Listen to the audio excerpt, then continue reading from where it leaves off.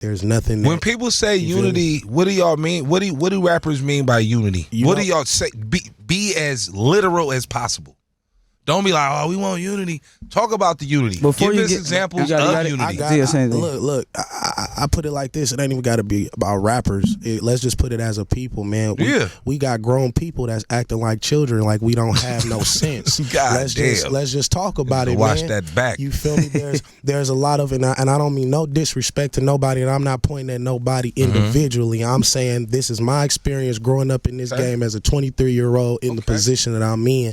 I personally feel like, man, that we move with a lot of emotions, man, and we're artists, so we're naturally emotional people. We gotta have emotions in order to put this music out, but we don't think logically. You feel me? We move and we act before we think.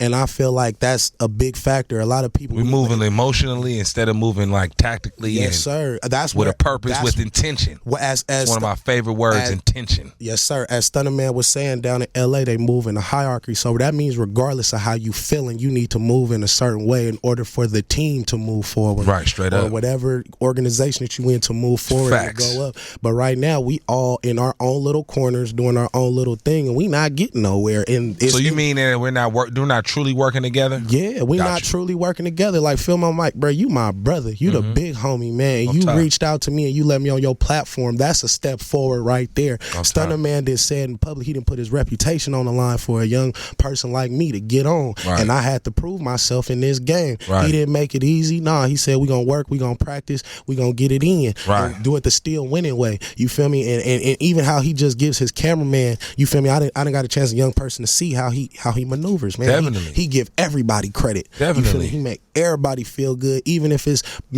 to me sometimes against his best interest. Nah, that's what Lil do. I mean, yeah.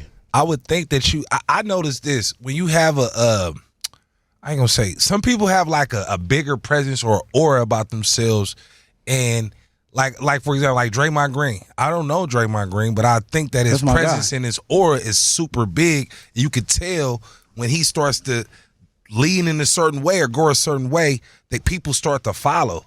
So like what you were saying, like with Stunnaman, that's part of being a good leader. Like just setting the tone of positivity. Like, because if you come in with a fucked up attitude and a fucked up day, the whole squad gonna have a fucked up day, and how can you still win if you live in pessimistic? Exactly. And just to piggyback off what you said, Draymond Green is actually a very excellent individual. Yeah. The first time we met in person, we had a 2-hour conversation, just getting to know each other and really just understanding each other's backgrounds. And we found out we wanted the same. So you are spot on. That's and then even what West Coast said, he's a genius. He's a 23-year-old man. One of my favorite phrases is, there's no success without successors. Big step in, Stunnaman02 still winning means nothing if I cannot replicate it.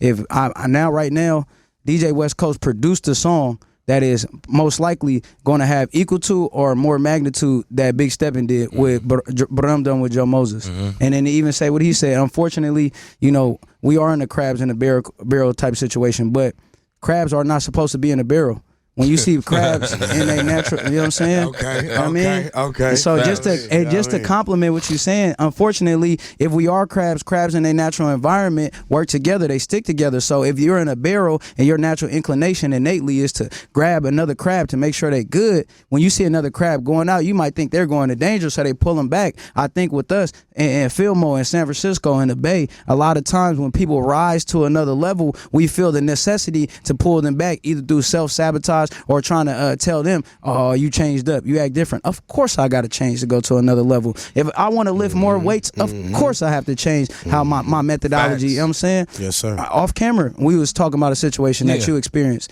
where, and then we didn't finish it, but the thing about when you go to another level, you have to change as a person. What that makes difficult for the people around you is they no longer can have you as what they used to be. So, for example, if I'm a loctician and I get film, you end up growing locks and you on TV shows and you the biggest thing out, because that's where I see you going. You're a superstar. You're a star. I'm a star. We all stars. We making a still winning. We making a 106. We making a wash your back constellation right now. Yeah, straight up. If I'm a loctician, I end up doing your locks, and then you blow up. And then I get to a point where, you like, I'm going to give you 10 bands every time you do my hair. I'm like, oh, and I start getting star clientele to the point where I'm not available for other people who I might have came up with. And they say, damn, they don't like that because, damn, Stunner don't charge $100 to do locks no more. That happened with my barber. That happened with my barber and one of my producers. Man, my barber bumped heads with my producer, Quake Beats, because this nigga went to another level. He got his own shop. Right. Why, you feel me? Why are you mad? Because my nigga got his own shop. Right. So, you feel me? You know. Yeah.